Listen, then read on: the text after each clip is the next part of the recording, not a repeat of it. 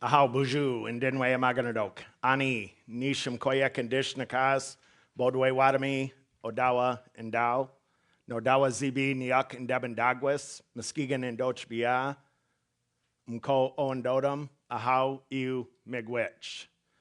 So I chose this morning to start with a traditional protocol greeting because I'm going to share some American Indian insights, and you'll hear me respond a lot of times about myself as an American Indian, which I'll get to that. I know there's folks that will use the word indigenous, native. I'm not telling you you're wrong, but there's a method to my reasoning with referring to myself as an American Indian. Good morning. My name is Rob Larson. It's a pleasure to be with you this morning. I won't spend a whole lot of time on my bio because we only have a limited time, but I'm a professor at Grand Valley. My background, I'm professionally trained in natural resource management. I'm also a tribal citizen with Nottawassippi here on Potawatomi. And so with my professional background and looking at our cultural teachings, I do a lot with trying to integrate and mesh the two. I've only been recapturing our teachings, my heritage, about the last 10 years. I've been a tribal member since 2003. But our family grew up disconnected from our teachings in our community due to about 250 years of negative federal Indian policy. So I'm still learning, but I'm going to share some aspects of what I have learned with you this morning. We're going to reference Robin Wall Kimmer, so if you've read Braiding Sweetgrass, I also forwarded chapter to Brad on learning the grammar of animacy, which I'm going to briefly touch on. But if you read that or you've read Braiding Sweetgrass, there's a lot of good insights. So I'm going to share some of that with you this morning. One of the things I want to preference, though, is I'm not up here to speak for all Native people or American Indian people. These are my perspectives. I'm not speaking on behalf of my tribe. These are just insights and perspectives that I believe the Creator has given to me. So with that in mind, we'll jump into it. So this morning I'm talking about acknowledging the land, connection versus disconnection. And I've spent a lot of time at Grand Valley recently talking about land acknowledgements because if you don't know what land acknowledgements are, they're this new, hip, trendy thing where organizations especially are making land acknowledgements to kind of pay some respect, show some penance for the land that was taken from my ancestors. So it usually is we acknowledge that this, like Grand Valley would say, we acknowledge that the university is sitting on unceded land of the peoples of the Three Fire, the Ojibwe, the Odawa, and Bodwe or Potawatomi people.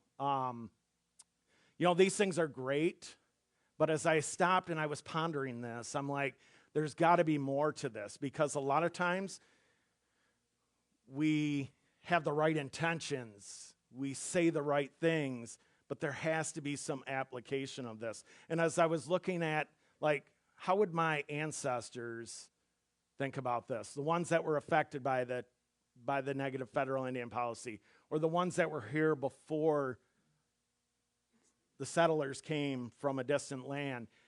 And as I stopped and I pondered this, I think that the emphasis would be on acknowledging the land.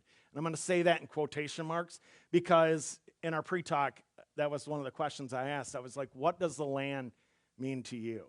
Or how would you define land? And I think if we surveyed people across this room, we would see that it's different for everybody. Some people might say it's my house, my yard, I have my nice garden, my bird houses, bird feeders. It's a place that I'm safe or my family dwells. Other people might say it's where I go out deer hunting. And I'm engaging and I'm in the silence and I get the privilege of harvesting this animal to provide subsistence. Both of those, neither one of them are right or wrong. It's going to be different for each and every person. But I think as we look at this concept of the land, that there's more that we can get to. As we look at the land, or my perspective on the land is, it's spiritual just as much as it is material. If I look at the history, or if I look at what the land meant to my people, they didn't have Home Depot. They didn't have Amazon, right? They didn't have Walgreens. They didn't have Myers or Walmart. Everything that they depended upon came from the land. And a lot of times when we look at the land, we walk out, we grab a handful of dirt, and we're like, I have the land. But the land is so much more. It's this idea, this concept, this spiritual being, if you will, that just like it provided the substance, the life needs, the life requisites for my ancestors, it does the same for us. But I think we've forgotten that because everything that we do a lot of things to separate ourselves from the land. You'll hear me refer to, and I know you've talked about this in here, a lot of people will refer to the land as Mother Earth, which is awesome. I tend to refer to her as Gokmiskinan, our grandmother Earth, because she's been here a long time. She has this wisdom that we haven't even begun to scratch the surface on. She has this wisdom that if we will stop and we'll listen, we try to reconnect or connect maybe for the first time, like it could be life-changing. I look at the mental health issues that we're having in our society, the sickness, the cancer epidemics, all these things that are running rampant, and I can't help but wonder, is it because we're not as connected to Gokmiskinan as we think we are?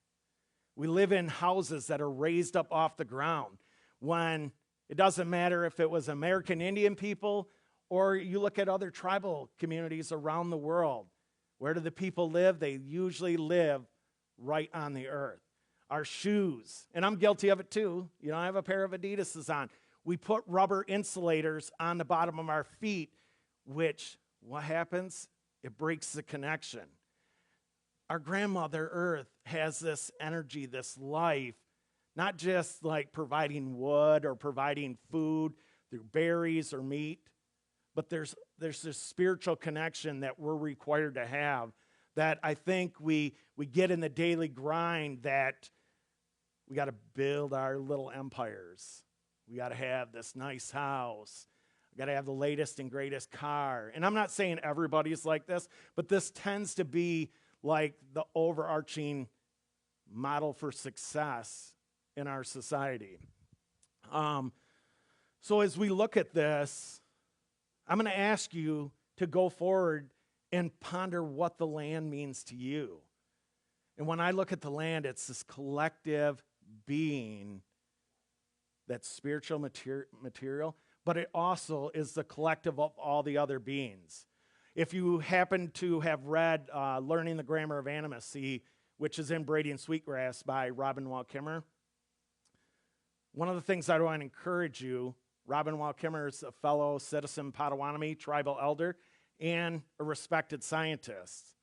But there's a lot of good wisdom in that book, but a lot of people get hung up on the fact, and they put up this barrier on themselves that say, you know, oh, this is native wisdom, this is native teaching, this doesn't apply to me. And I personally had the privilege of meeting Robin last year and having lunch with her while she was at Grand Valley, and I could tell you that is not the intention of that book. Not that I want to speak for her, but I can tell you the wisdom and the knowledge that she's sharing is for everybody to pick up. And so this is kind of giving you a hint where I'm going to go with why I refer to myself as an American Indian and not Native or Indigenous. But I want you to, as you stop and think about this, or you read Brady and Sweetgrass, don't get caught up on, well, I don't check the box, the AI box for American Indian. Because what we're talking about is a matter of life and death for each and every person, including me, other American Indians, people across the world. We have to reframe our thinking and become more mindful on how we actually acknowledge the land. So in Learning the Grammar of Animacy, the takeaway that I want you to get from this is that, and I don't know if I wish I should have brought this model with me, but a lot of times we have this pinnacle of this pyramid, and where do we plop humans? Right at the top of the pyramid, and everybody else is below us. The trees are below us. The animals are all below us because we're highly evolved. We could think, we could talk, we can communicate with each other. We know what's best. That is ego. Like, Here's what I'll tell you. I'll give you a little bit on my insight, or a little bit on my background. So told you I spent about the last 10 years reconnecting with my culture, that we grew up disconnected. Before that, I spent 40 years in the church, even working towards ordination. And the thing that I've studied across all the major religions, including Anishinaabe teachings, evolution fits into this. Humans are the last beings to show up on the planet. The very last one. That is the common connector between all these belief structures. And if that is the case, why are we not humble enough to realize if we're the youngest beings on the planet, everybody else has a lot more wisdom to share and give to us. But yet we don't think that, because, and this is what the crux of learning the grammar of animacy is, that just because something doesn't look, think, feel, act, move like a human, it's beneath us. But it's not. If we look at the trees, we heard that awesome meditation about the trees. The trees are these big old carbon banks which are saving us right now. But yet we mindlessly think we're going to cut them down. Now there's a balance there, which I don't want to tip over, and we don't have a whole lot of time to explore this, but we still need the trees, because trees are things made out of wood are better than things made out of plastic. And so don't take like, oh, we got to save every single tree. There's a lot more to unpack on that we don't have time to consider. But the big takeaway is, just because a tree is in its firm place and it's not doing the human things, doesn't mean that it doesn't have the inherent rights of personhood that we do. And that there's things going on. And here's the awesome part about looking at it through the indigenous lens and the Western science lens. Science is now proving trees communicate through pheromones and stuff to other trees when they're under attack.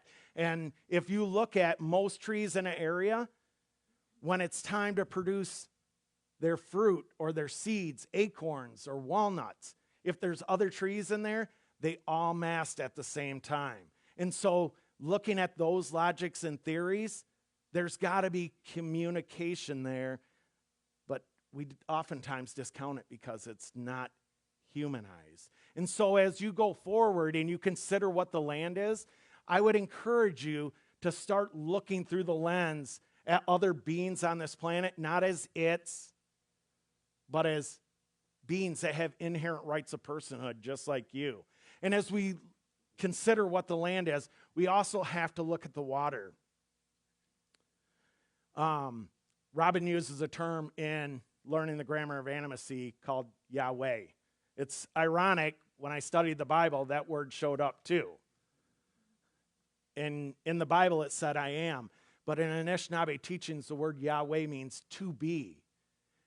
I visit Sleeping Bear Dunes quite a bit, and I stand there at the bay at the end of the Platte River, and I've stopped to consider, because Robin talks about Yahweh a bay, or to be a bay. Like, have we considered what that means? What does it mean to be that bay, or what does it mean to be that tree? Like, we don't stop to think about things on this level as humans. And I would encourage you that as you go forward, it's easy to get in your daily grind. You run to the coffee shop, you get your coffee, you might be listening to the radio, or you're chatting with somebody on the phone. We tend to go through things on autopilot. And so as we look at acknowledging the land, it calls us to come back to be mindful and to be aware, more aware in the world. So taken away from learning the grammar of animacy, that we're starting to give this human perspective, or we're humanizing, giving inherent rights of personhood to these beings. I would encourage you that as you start framing in your concept of what the land is, the best illustration that I've come up with is the spider web. Who loves spiders? I like participation, right? Look at there's a lot of people that don't have their hands out, and that's okay. But I would encourage you, so I'm a huge fan of Walt Whitman. He coined the phrase, be curious, not judgmental. That's how I would encourage you to go through life. So even those that didn't raise their hand, they're like, I don't like spiders. You know, you might say that about snakes. Start approaching the world with some curiosity versus judgment. And I'm not saying you're mindfully judging, but at some level, if we don't approach things with curiosity or we have our guard up, I'm not telling you got to walk up and grab a little spider and start patting him, being like, hey, buddy. But we need to approach things with curiosity. But if we can grasp the concept of looking at the land as a web, and when I look at this description, if we think about spider webs, they're sturdy, but they're flexible. They help the spider thrive. Everything that lands in the web is for the spider's benefit, and it thrives. But also, there's connection, but also the web is fragile. You start breaking a strand or two strands, what happens to the web? Boom, it collapses. And it's no longer allowing the spider to thrive, and hopefully the spider's able to rebuild the web. But if we'll grasp this concept that the land or the world is like that, it sets us up for changing our perspective. Because one of the things that I see about the spider's web is every strand in that web that represents Earth is a different being on the planet. One strand's an oak tree. One strand is a spider. One strand's a snake or a fish or a turtle. One strand is a human.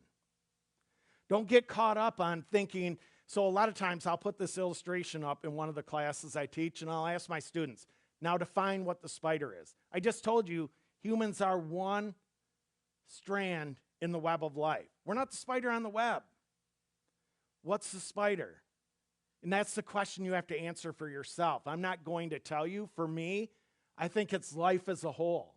I think it's the way the Creator intended it to be, that life thrives and everything ends up in the web for the benefit, for the greater benefit of life.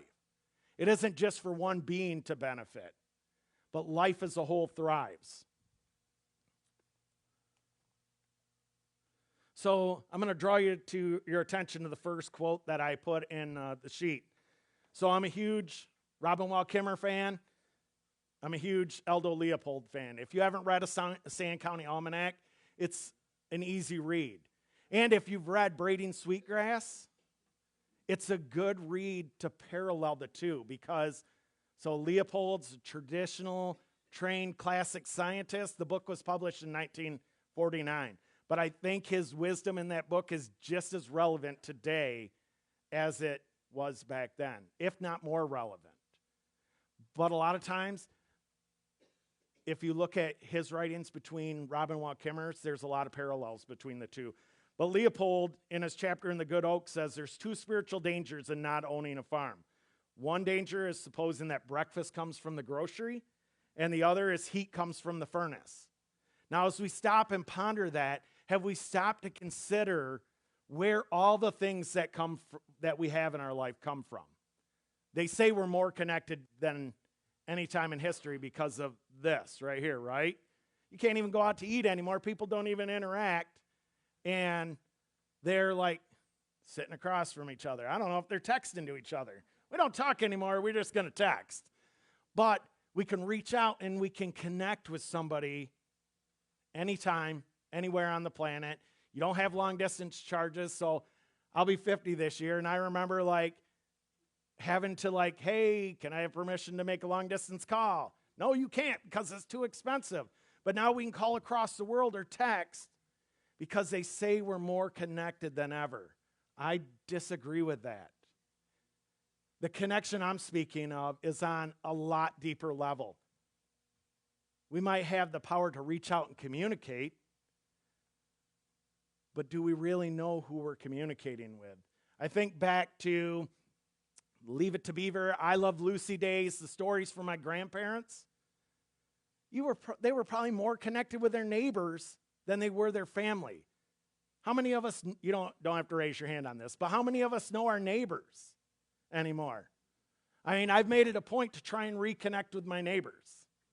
But most people, we stay isolated in our own little world because we're on such a tight schedule running here, there, and everywhere. Now I'm going to level this. So that's the community aspect, that we're not probably as connected as we think we are. But think about all the things in your life right now. Are you really connected to your phone? I own my phone. I paid a lot of money for it.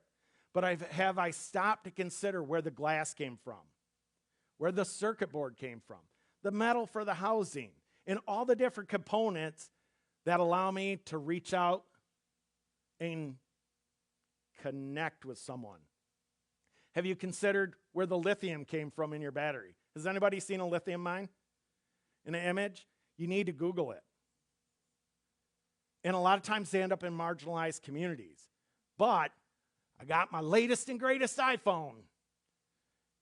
Maybe some people are like, hey, I didn't want a new iPhone, but I can't update it anymore. Apple claims to be a green company, but they do this thing called planned obsolescence, where eventually you can't update, so guess what? You got to buy. I would encourage you to stop and look at that level of connection with everything in your life, from your TV to your tennis shoes to your phone to your car. Now, I'm not saying that you can't have things, but I wonder if we would be more mindful if we stop to consider the connection, the impact. I'm going to introduce a concept that me and a colleague of mine at Grand Valley came up with, because I want to start speaking about connection versus disconnection. Even though they say we're more connected, like I said, I don't really think we are. I think we live in a constant state of disconnection. Disconnection with each other, because we're not really as connected as we think so, because everything's virtualized now.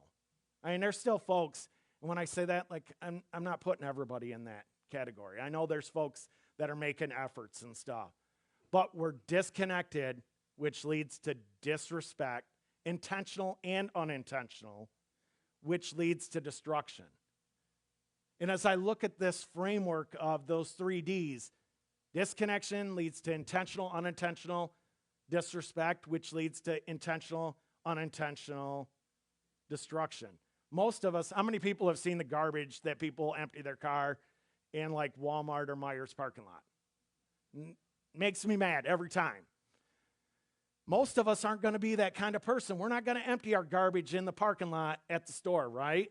That would be an example. Because we're disconnected, we intentionally disrespect.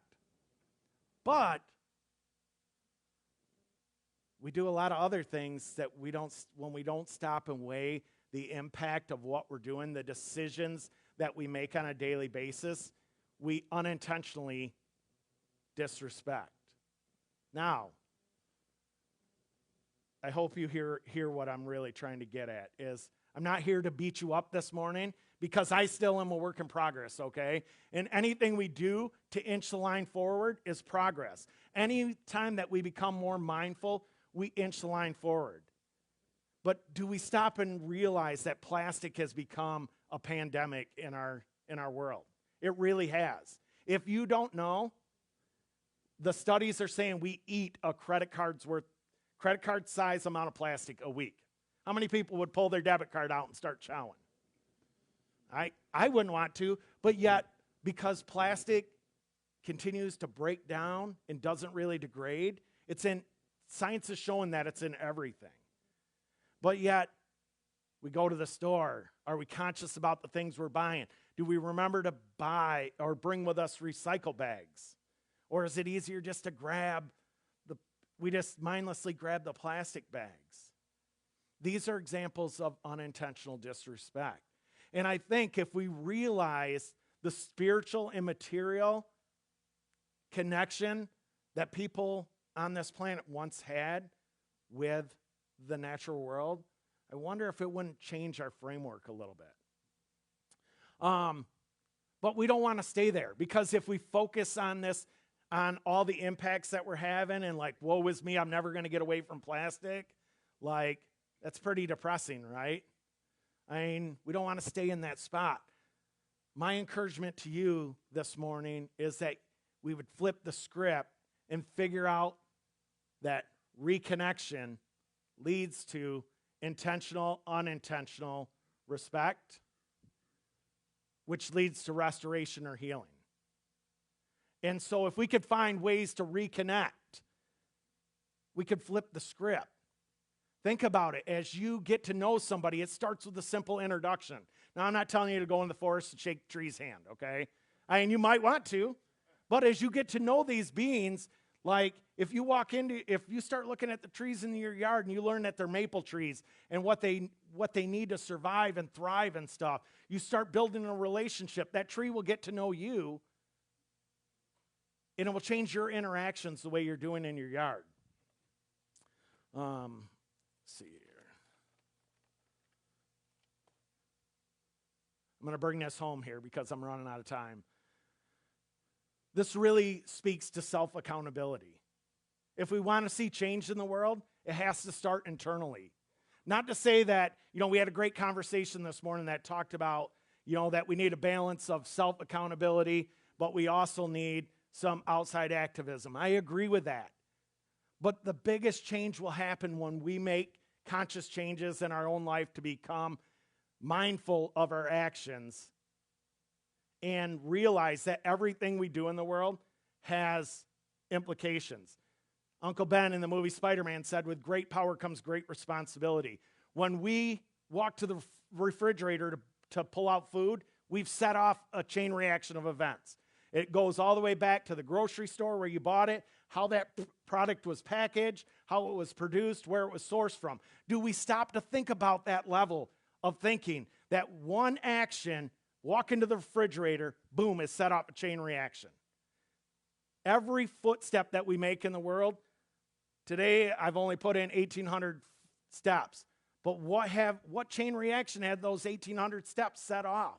That is the level of thinking and accountability that we need to have, which hopefully will drive us to applications like becoming aware of the issues that are in our world, that plastics is an issue, that carbon's an issue. But here's the thing, we need this holistic thinking that every decision we make has trade-offs. I know there's a lot of people that say green initiatives are the answer to our global warming issue. Yes, there's some truth to it, but what are the trade-offs? If you've never seen a lithium mine and you realize they're in marginalized communities, you might think twice. My encouragement to you this morning is you stop and think about your consumption. We have to find a way to reduce our consumption, which is not the thing that Americans want to hear. It's easy to just go on autopilot and not think about ways to reduce the things we're consuming. With great power comes great responsibility. When I evaluate my consumption and I figure out ways to reduce it, or I change the way that I'm using things in this world, it sets off a chain reaction, because if I'm not buying and I build relationships with other people and they stop buying certain things, it's going to trigger the manufacturers to stop producing at the rate that they are. This is where I'm going to bring it home. Robin says that for all of us, becoming indigenous to a place means living as if your children's future mattered, to take care of the land as if our lives, both material and spiritual, depended upon it. Listen to the word she's saying. For all of us becoming indigenous to a place. Doesn't say for all of us becoming American Indian. Doesn't say if I got this color skin or this DNA. We got to take the DNA equation out of it, take the category down, and realize that our lives, both material and spiritual, depend upon this connection with our grandmother, with the other beings, that they have so much to teach us. And if we think about, there's this concept in Anishinaabe teaching, the 7 generations viewpoint. I'm in the middle, 3 generations forward, 3 generations back. If I make decisions that are beneficial for the next 3 generations to come, I've just taken care of myself and I've honored my ancestors before. But it's like a chain, it repeats itself. Eventually, I'll be in the 3 generations back, so it's a never-ending process. So my encouragement to you is increase your awareness and your mindfulness. Realize that your actions set up a chain reaction of events, and build relationships. with humans and non-humans. Miigwech, or thank you.